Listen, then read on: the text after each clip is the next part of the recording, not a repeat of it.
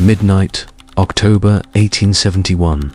600 armed black men surround a plantation house in South Carolina. Inside, 11 Klan members cower in terror. The same men who lynched freed men for sport. The captain leading this raid, former slave Jim Williams. What happens in the next 60 seconds will disappear from history books for 150 years. Because when those doors kick open, everything white America believed about power, race, and violence shatters. They could never let you know that black soldiers didn't just fight the KKK, they crushed them completely. The year is 1865 and the American Civil War just ended. 4 million black Americans are declared free. But freedom on paper means nothing when you're surrounded by people who spent generations treating human beings as property. Across the former Confederacy, white supremacists refuse to accept defeat. They cannot enslave black people legally again, so they choose terror instead. In Tennessee, Confederate veterans form a secret society dedicated to restoring white supremacy through violence. They call themselves the Ku Klux Klan, spreading across the South within months like a disease. The Klan's strategy remains brutally simple. They ride at night, faces hidden under white hoods, targeting anyone representing black freedom. A freedman who dares vote his house burns to the ground. A black political leader speaking for his community dragged from bed, lynched. A black family trying to buy land whipped until agreeing to work for former masters.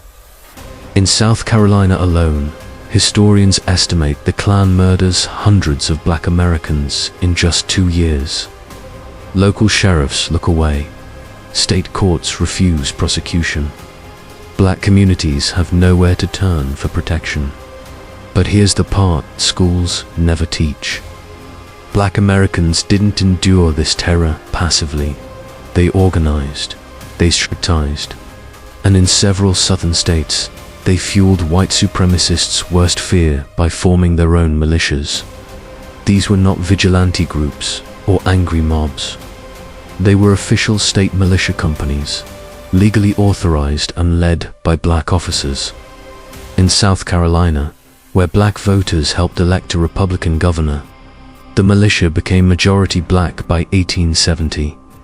Men like Jim Williams, Robert Smalls, and Prince Rivers weren't just handed rifles, they were given military rank, legal authority, and the power to arrest terrorists.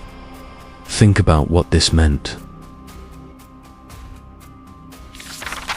Men enslaved just 5 years earlier were now captains and lieutenants, commanding armed companies. They drilled in formation. They wore uniforms.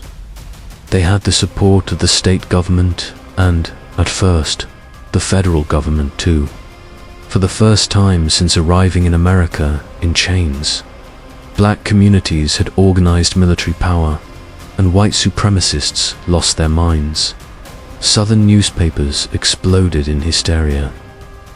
They published cartoons depicting black soldiers as savage apes holding guns. Headlines screamed about Negro rule and warned that black militias were planning to massacre white families in their sleep. Former Confederate officers claimed arming black men would unleash race war and chaos. But the truth was far simpler and far less dramatic. Black militiamen were not plotting revenge fantasies or racial violence. They were doing what militias are meant to do, protecting their communities from terrorism. When the Klan entered counties where black militias were strong, they suddenly faced organized resistance instead of defenseless victims. October 1871, York County, South Carolina. Tension reaches a breaking point. A black militiaman has been lynched by the Klan as a warning. The message is clear: join the militia and die. Most white officials expect black communities to retreat, believing resistance is too dangerous. But Captain Jim Williams has reached his limit. He's watched neighbors terrorized for years. He's seen children orphaned and women widowed. He's heard white authorities justify why they can't end violence. He stops, waiting for permission, and chooses defending his people himself. Williams rallies his company, all 600 men, and begins a night march that becomes legendary in black communities, even as white memory erases it. They move through darkness with military precision. No torches, no sound, only boots hitting dirt roads. Their target, a plantation owned by a known Klan leader, a man who bragged openly of involvement in multiple lynchings. Upon arrival, Williams positions men in a full perimeter around the house. No escape, no exit. Then they advance. Doors collapse under assault. Klansmen who terrorized defenseless families for years now face rifle barrels held by black soldiers, legally authorized to stand there. Williams and his men arrest 11 Klansmen, pulling them out into night-cloaking shadows, binding hands, and marching them to federal custody. No shot is fired. The mission unfolds with discipline worthy of military praise, and that is what terrifies white supremacists. This isn't a mob, it's an army. Word of Williams' raid spreads like wildfire through South Carolina's black communities. If it worked in York County, it can work everywhere. Within weeks, black militia captains across the state launch similar operations. In Union County, a black officer arrests an entire Klan, the 19 men captured in a coordinated midnight raid. In Spartanburg, Klansmen flee to North Carolina before militias reach them. In counties where black militias patrol, Klan violence does not just drop, it almost disappears. The numbers are remarkable. A 90% fall in terrorist attacks wherever black soldiers operate.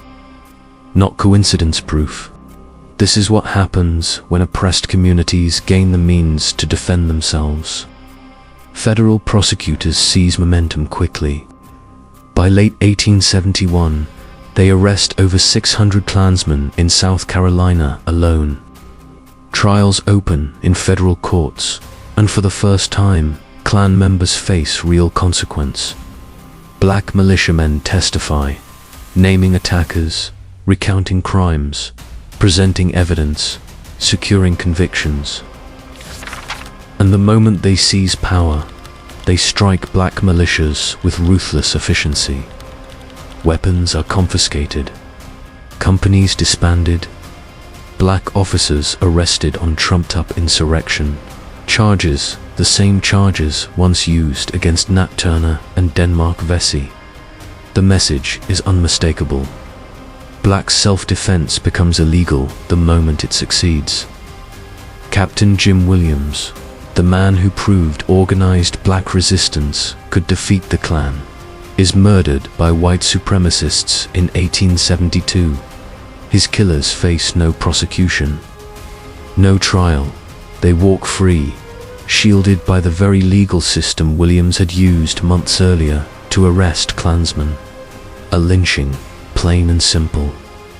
And the message echoes to every black leader in the South. This is what happens when you win. Then comes the final insult, the one lasting over a century. Historians erase the story.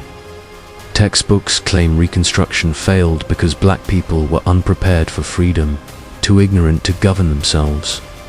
They assert the period descended into chaos and corruption, ignoring that black militia companies had restored order by defeating terrorists. They write of Reconstruction's tragedy without acknowledging the real tragedy. The federal government abandoning black communities to white supremacist violence.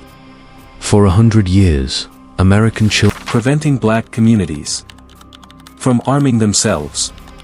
Every restriction on assembly, every ban on black organization, every legal barrier to black self-defense, it all traces Back to the terror white supremacists felt when they saw black soldiers win. The entire architecture of Jim Crow. Violence depended on black defenselessness. Lynchings could only happen in communities that had been stripped of weapons and organization. The Klan could only ride when they knew their victims couldn't shoot back. The story of Captain Jim Williams and the black militia companies isn't just forgotten history. It's not just a detail that slipped through the cracks of historical memory. It's suppressed history, actively erased because it proves something that white supremacy cannot tolerate. When black communities have resources, organization, and the means to defend themselves, they don't just survive racist violence. They defeat it. They don't need white saviors, or charity or gradual progress granted from above. They need white society to stop actively blocking their power. Jim Williams showed us that armed resistance works. He proved that black self-defense isn't terrorism or chaos or revenge. It's justice. He demonstrated that with organization, discipline, and legal authority, black Americans could protect their communities, arrest their oppressors, and build a different kind of South. And white America couldn't let that story survive because it would give every future generation of black people a blueprint for resistance. So the next time someone tells you that Reconstruction failed or that the Klan was invincible or that black Americans were passive victims waiting for white people to save them, remember October 1871. Remember 600 black soldiers marching through the darkness.